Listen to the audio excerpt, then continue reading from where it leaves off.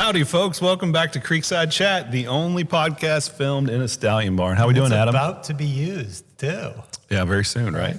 I'm Shaun Laungani. This is Adam Bowden, back here in our stallion barn for another episode of Creekside Chat, which we are filming just before we start the breeding season for 2025. I'm excited. It seems like that period from the end of the yearling sales to the beginning is needed, but now I'm ready for the next season to begin. Yeah, so we'll open the shed on February 14th here. And we have stallions en route as we speak. The shuttle stallions are on their way back. I believe they're currently stopping over in Alaska. Yeah. Which is kind of neat to think about, right? Yeah. They go from Sydney direct to Alaska. Yeah. What a climate change for those poor guys. Yeah. But they won't be there long. pissed. Yeah. We've got some other cool things going on. Just to hit you right off the top, we've got foaling season in full swing. We don't know if we have our first Confederate foal on the ground. We haven't heard from anybody. Have you? No, and people have asked. A couple of people last week, are there any yet? And my mare's basically ready, and I think we have one or two that are close as well. So, and probably the single most exciting thing that's ever gone on for us is a day-to-day right now. But we can't wait to hear, because we did hear about a couple cannibal foals and some happy breeders. One was light, one was dark, but they both had white on their head, had a little bit of chrome, as people say, and looked sturdy. And then I heard about a tactical approach foal that had a lot of leg. Good. And they were happy. That's not a surprise based on what he looks like. Yeah. There's something about the new stallions and their first foals, because until then, there's just no way to possibly know. Yeah, I think you think what they could possibly look like. But yeah, it's nice. We just got the first foal at Diamond Creek here this mid-morning. Yeah. The mare decided to foal after she'd been turned out for the day. I think the weather's super nice today, right? Finally. It's upper 60s, so sunny. Yeah. Perfect timing. A lot to be thankful for and grateful for, and we're excited to have you here with us on this episode of Creekside Chat. And we've got some really exciting stuff lined up for you today. We're going to really dive deep into breeding, hopefully not too deep, for the general public here. And we're going to talk about our recent announcement. We're going to merge the sales consignment with a longtime stalwart Bob Bonney and his Northwood bloodstock to create the new Alliance bloodstock. So we're going to interview Bob, and then we're going to get into some other things around the farm. But we'll start out here and go behind the barn door.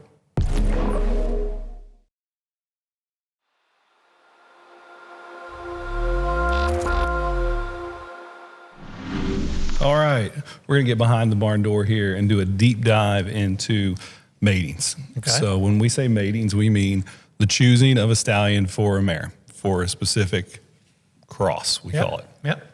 So when we get into matings and crosses, we get a lot of questions, and we're in the full swing of booking season, right? So what is booking season, Adam? Yeah, we're taking the mares, list of mares, pacers, trotters, and matching them up either with our stallions or stallions in the sport, try to get the best possible cross. So if you breed, I think you want to plan for the next few minutes here to listen up, because we're going to kind of talk about what we do with some of our matings, answer a few general questions, and then maybe even reveal, as it relates to our conversation, some of the stallions that we've chosen for some of maybe the notable newer mares or whomever. So for everyone, not just Diamond Creek, everyone needs to find a mate for their mare if they intend to breed her in 2025. Some already have. They've known for years where they were going this year. Some just decided after yearling sales. Some still haven't decided. Some are going to wait till the mare foals and see, what did that cross give me, and I'm going to choose this. But what we run into is supply and demand. And we do have a limited number of mares that each stallion can breed in the United States at 140. So because of that, there is limited availability. So everybody really has to not only decide who they want to breed their mare to, but then go acquire that breeding, right? Exactly. So it's challenging. Even for us, people who stand stallions, have stallions available, it can be challenging, right? To, in a quick turnaround, decide, who do I want to breed to? Big decision.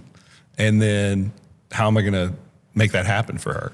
Yeah, exactly. And I think for us, it's a little bit easier just because of access to stallions. But for the average breeder, like you said, trying to acquire these stallions, and I think it's a trickle-down effect, right? You know, the top stallions, they fill up first, right? And everybody needs an answer by the time mid-November, early December comes. Once they get filled, it's the next level stallion and then all the way down. And you'll find you and your team will be booking mares up until end of May.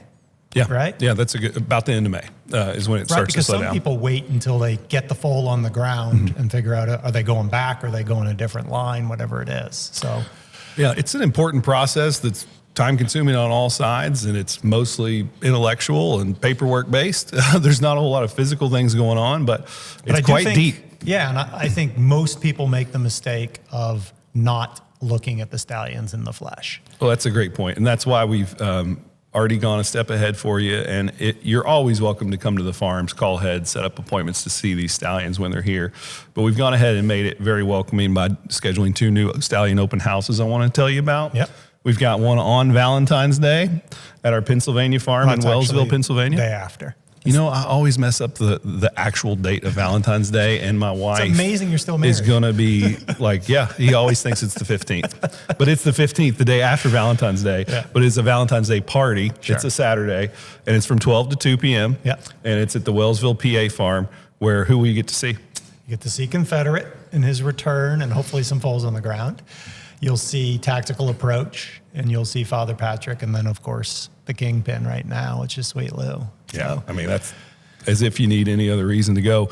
You know, pile the family in the van, head on over to Wellsville, PA. We'll get you the, you'll see the address on our website. But on that day, the Saturday, you need to get over there because there really hasn't been a lot of chances for the public to see the likes of Confederate and Tactical Approach before. Exactly. But I think, like I was saying before, you need to see these horses. You need to see what they look like and what flaws they have or what awesome qualities they might have, and they could complement your mare. So I think being present and looking at these horses is important. Agreed. And then to follow that, the next week on Thursday, the 20th, February 20th, we're going to do a stallion open house in Kentucky to welcome Always Be Mickey to Kentucky officially, because he will be here, and our standard chimpanzee that's returning. And that's going to be with spirits and stallions. So nice. Maybe some bourbon? I think that means there will be alcohol in the middle of the afternoon. So it's not a bad day. Yeah, it could be worse. So we encourage everybody to get out those events. Please help us make these events a success. We put a lot into them, and people need to come for it to be worth it for us. So we found that it is worth it, right? The people that come, they end up liking a horse, they end up booking a mare, and a lot of times they're happy with the result at the end of the day. You'll probably get fed and get a hat or T-shirt. You'll get well taken care of, and it'll help you in the future. I guarantee it. So that's all part of booking season, and we got some specific questions about booking season from Lynn Prentice, and I'll paraphrase some of her questions, but generally it was hey guys, talk to me about inbreeding versus line breeding versus outcross mating, and tell me how you look at it, because she noticed, which is very intellectual on her part, that we had bred 2 mares. One was the dam of Cannibal, one's the dam of Confederate. No more losses in geothermal. And had bred them on a 2x3, a rock and roll dance cross. She had noticed that on her own. Kudos to you, Lynn. She asked us, basically, why would we do that? Talk to me about that. And when I say 2x3, what does that even mean for the lay person out there, Adam? Yeah, so second generation rock and roll dance on the top side, or third on the bottom side. So in humans, or third and second, depending on what in it is. In humans, what would that equivalent to? Probably too close to talk grandfather and great grandmother. Yeah, something like that. Yeah, right. Which for is probably generations legal back in Kentucky, anyways. Yeah, I'm sure it's happened plenty of times. Exactly. Anyway, so let's just really quick, let's get it out there. The word inbreeding gets thrown out a lot, right? And that might be considered, depending on who you talk to, 2x3. It's grandfather, great. You could call that inbreeding. Sure. When you get to more like 3x3s and 4x4s and 3x4s, you're probably talking about what we would consider line breeding. Exactly. And then anything beyond that, we would call outcross. Right. But an outcross, you could have maybe 2 like ancestors in the 4th generation. You could maybe still call it outcross. 5, something like depending that. on who you talk to. No hard and fast rules. So essentially you have breeding completely unrelated horses, breeding somewhat unrelated horses, and then breeding closely related horses is what Lynn's asking. So what are your thoughts on breeding closely related horses? I certainly wouldn't do it to every horse, right? But I think the way I look at it is you take superior individuals, right? And then double them back on themselves. And so, for instance, a rock and roll dance was a great broodmare. It looks like a great broodmare sire, right? Especially when he loops in with Sweet Lou. And so we decided to take both of those mares. Like you said, the dam of Cannibal's getting bred to Confederate, and the dam of Confederate's getting bred to Cannibal. And, I know it's not going to be every single horse is going to be great, but I think when you express those genes, potentially you get hybrid vigor. And I think that's what's hybrid vigor for the folks out there. You line up two genes, right? And the combination should be greater than them individually. I think there's the lay terms to do that. And so if you get the superior individual, then you potentially have a massive star. Mm-hmm. And, you have the chances of having a bad horse in there too, but that goes with everything. So, both Cannibal and Confederate were outcrosses themselves. And so there's not a lot of close breeding there. And so doubling up on a rock and roll dance, I'm not afraid to do.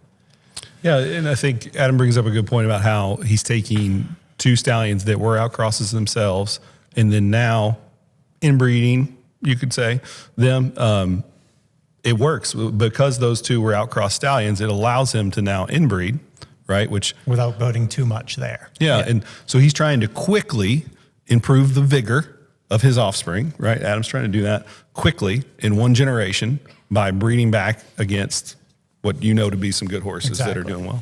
And I think if we get fillies out of those mares, and those are homebred mares that we keep and race, but if we get fillies, it allows us to really choose the breeding at that point, and then we can go outcross again and kind of spread it out a little bit. But I think if you lean into it too much, you can get some problems. But again, if you hit it right, it's a home run.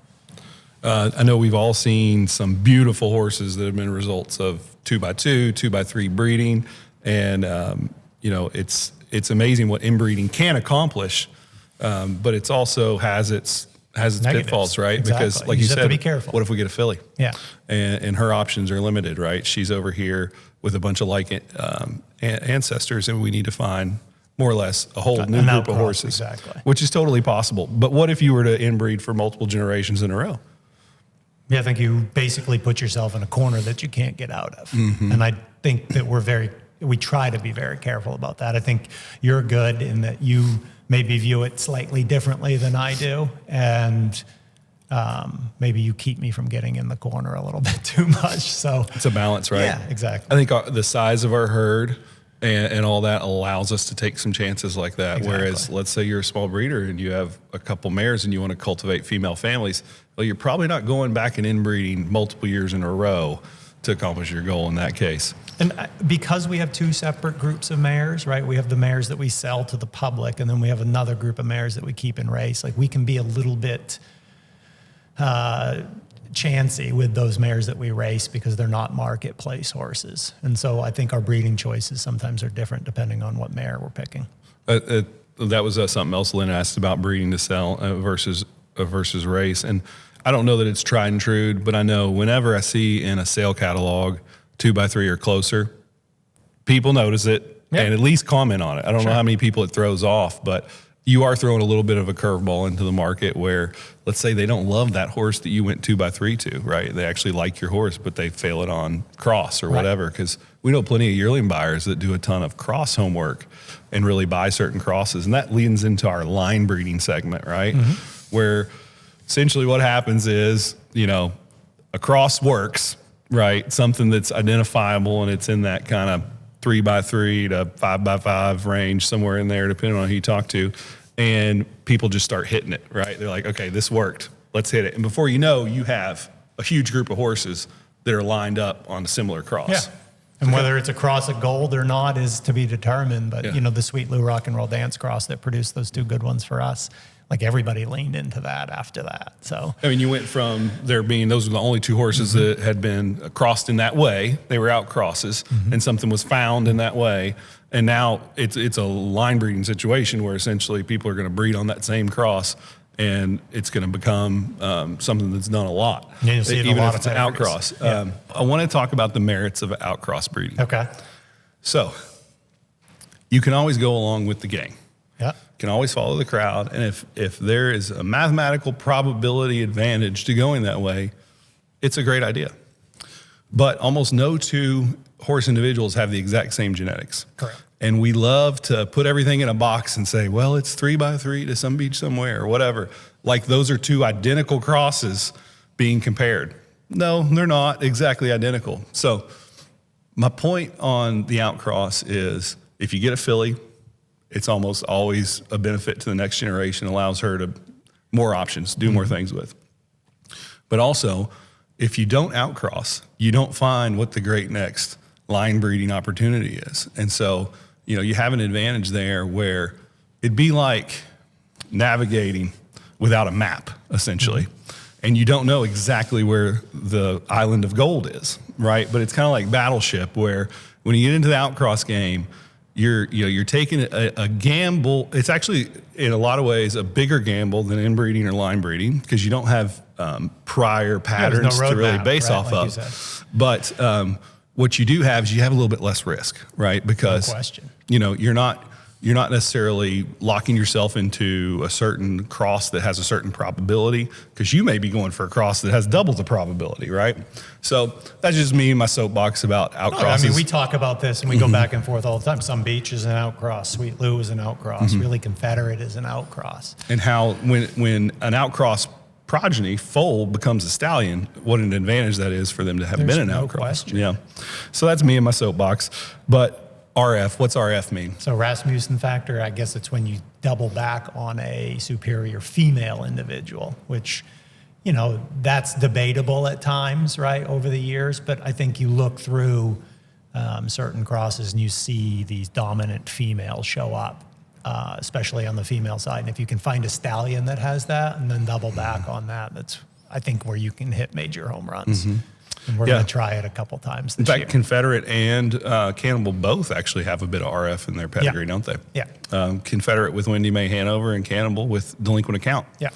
So what we're saying is inbreeding or line breeding, but to the dams or the grand dam or the grand, Exactly. So what we're saying is, like, an example would be, I noticed you had booked one of our maiden mares coming off the track, very exciting mare, Disney.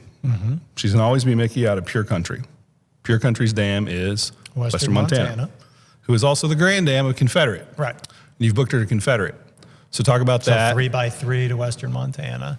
Right. Again, superior individual. I mean, she's shown with all kinds of different stallion choices that she can produce a top horse, right? From Pure Country to Grand Teton and Charleston all the way down. So doubling back that on Confederate and his speed and class and everything, I think that's the one piece that Disney was missing. I mean, she was great for us, often injured horse, but Confederate speed and ability to accelerate is basically what she lacked. And so I think doubling them up is a potential home run.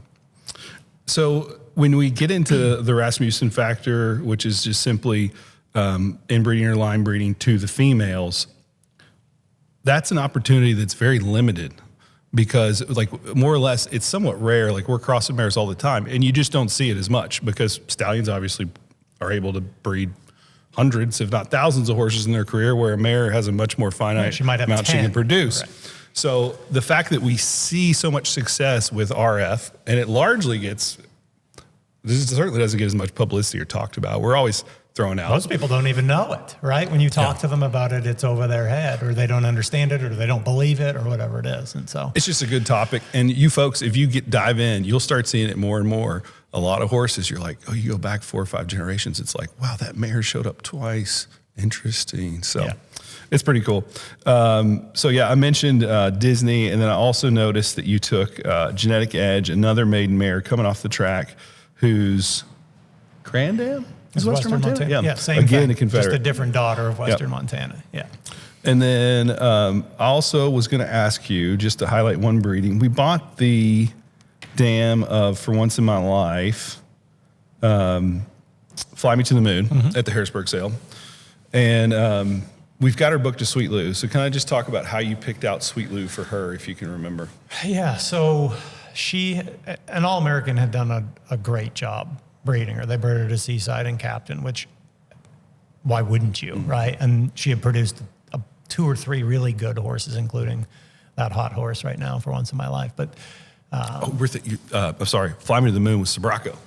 I know we bought some All-American mares too, but Joe Joe That's actually right. Okay. I had was thinking supported act his like a stallion diva. and his stallions. That's right. In Captain Treacherous and Down by the Seaside. Yeah, so he had interests in them, and so it was a very easy cross, and so Joe did a great job there. But Very productive cross. exactly, Yeah. and then we bought her in full the Confederate, and so kind of going the same way, right? Like that would be a complete outcross for her, and so it was an easy choice for me because she had been bred so many times to that Sun Beach line. Like let's say we get a filly, let's say we end up keeping her. I mean, then we can go back to what was really, really working for her dam, which would have been the Sun Beach line. Yeah, So that Nick seemed to work well for her. yeah, are there any particular mares you can think of? You're like, oh, I really tried something different. You could tell the people about. Well, I think just supporting a horse like Hannibal for us, like I don't know that we would do that if we didn't stand him, obviously, but I think female-wise, like his female side is completely loaded with great horses, and I think he has a very, very good chance. And the last year we supported him with good mares, and we're going to do it again this year. It doesn't hurt that New York decided to up their program, that's making it even fantastic. easier for us to go there. And we have very few breedings left. So on any of these horses, we still have quality seasons available, but get in touch with us. We have very few breedings left on several of them. So we'll look forward to hearing from you on that. And we'll wrap up this segment of Behind the Door Breeding Special. And we will throw it to the open bridal segment where we're going to get Bob Bonney on here. And we're going to ask him several questions about the merger between our two sales consignments. I think it's great. Bob and I, like I said, have been friends for a long time, and it was just a natural progression, really. So all right, let's open hear up what the he has to bridal. say.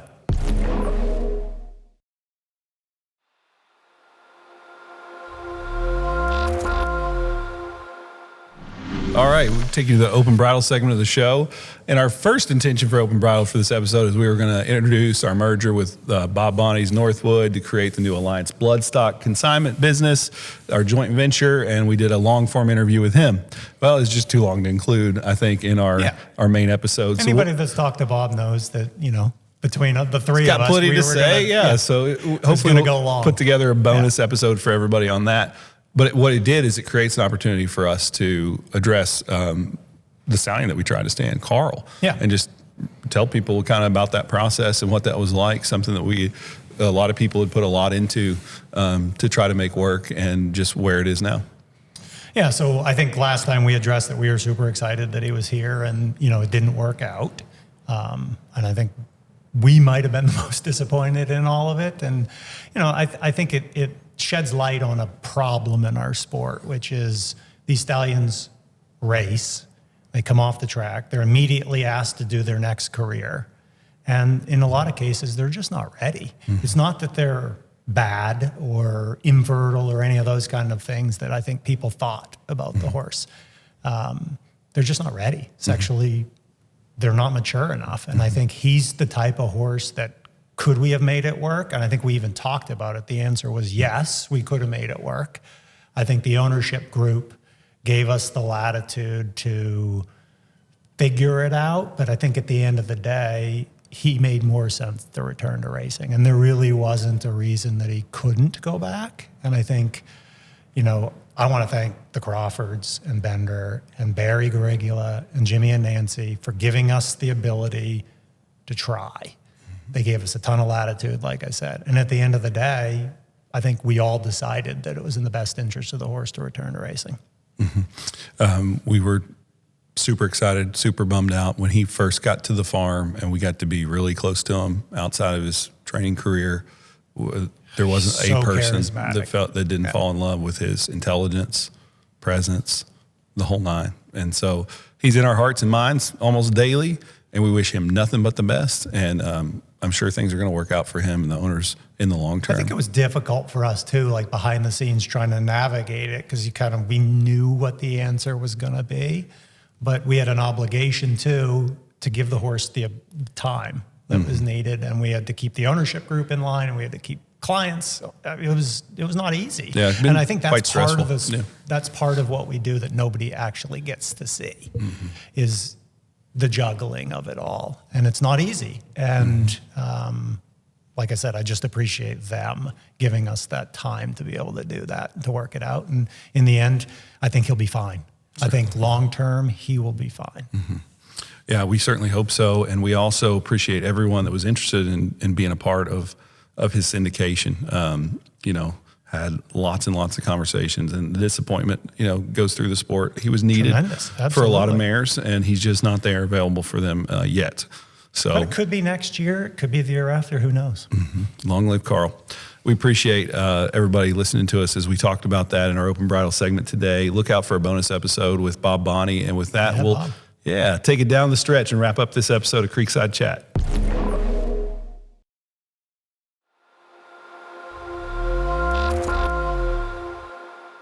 All right, get on your horse. Let's go down the stretch here.